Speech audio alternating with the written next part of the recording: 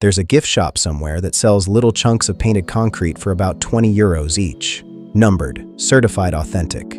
40 years ago, standing this close to that same concrete could get you shot on sight. Today, it's a souvenir.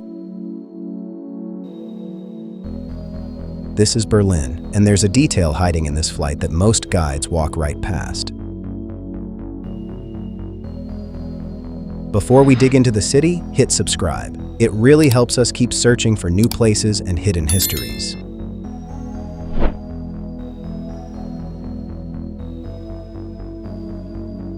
Start at the Brandenburg Gate, the one everyone photographs. On top sits a bronze chariot that Napoleon liked so much he shipped it to Paris as a war trophy in 1806. Prussia got it back 8 years later and bolted an Iron Crow SS onto it. A peace monument turned into a victory symbol. That pattern never stopped. Nazi rallies marched through here. Soviet tanks stopped at it in 1945. And on November 9, 1989, this is the exact spot where people climbed on top with hammers, while a divided city watched itself become one again. But this gate has a neighbor almost no one can identify on sight. Rows of concrete slabs, over 2,000 of them, rise and dip like a wave the closer you walk in. Some ankle high, others tall enough to swallow you. This is the memorial to the murdered Jews of Europe, and the architect built it without a single plaque or explanation anywhere on site, on purpose. You're meant to feel disoriented before you understand why.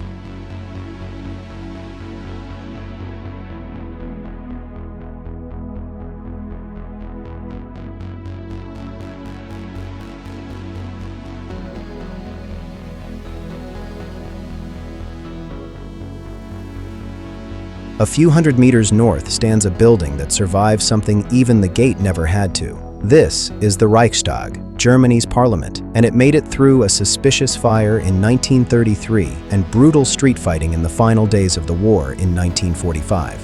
Here's the part almost nobody mentions. When it was restored after reunification, workers found handwriting on the inner walls. Soviet soldiers had scrawled their names and hometowns in charcoal right after the battle ended. Restorers chose to keep it under glass inside the building where lawmakers meet today. Above their heads sits a new glass dome, open to the public, built so visitors can literally look down on their own government.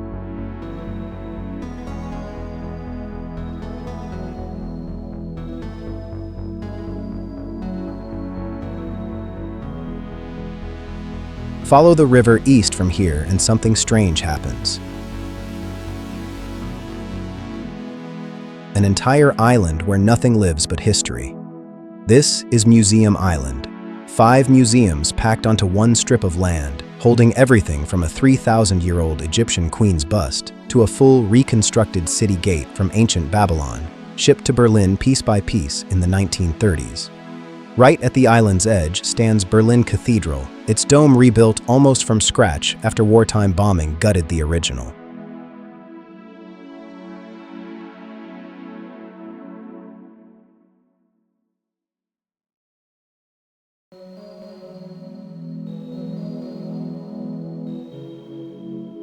Keep flying east and the skyline suddenly changes, dominated by something East Germany built purely to brag about. That's the Fernsehturm, Berlin's TV tower, built in the 1960s to be visible from anywhere in the divided city. There was one design flaw nobody planned for. Sunlight hits the steel sphere at the top and throws off a giant cross. West Berliners nicknamed it the Pope's Revenge. East German officials tried everything to fix it and never could. Below it, Alexanderplatz is still the busiest crossroads in the former East, packed the same way it was under communism, just selling different things now.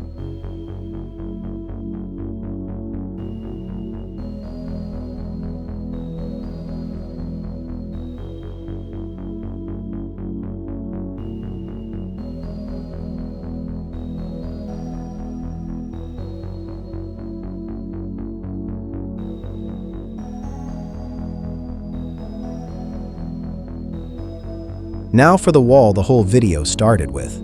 Almost none of it is still standing. Most got jackhammered apart in the 90s and recycled into road gravel. What's left has been deliberately preserved at the East Side Gallery, over a mile of it turned into an open-air canvas, artists invited to paint directly on the concrete.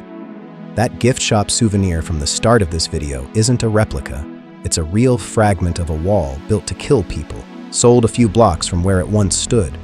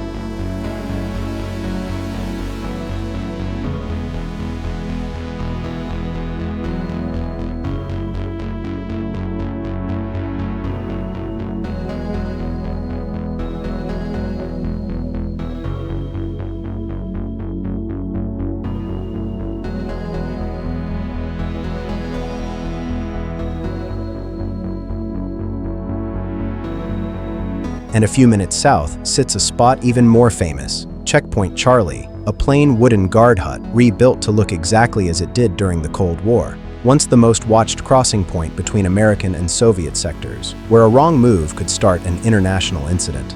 Tourists take the same photo here that spies once risked their lives for.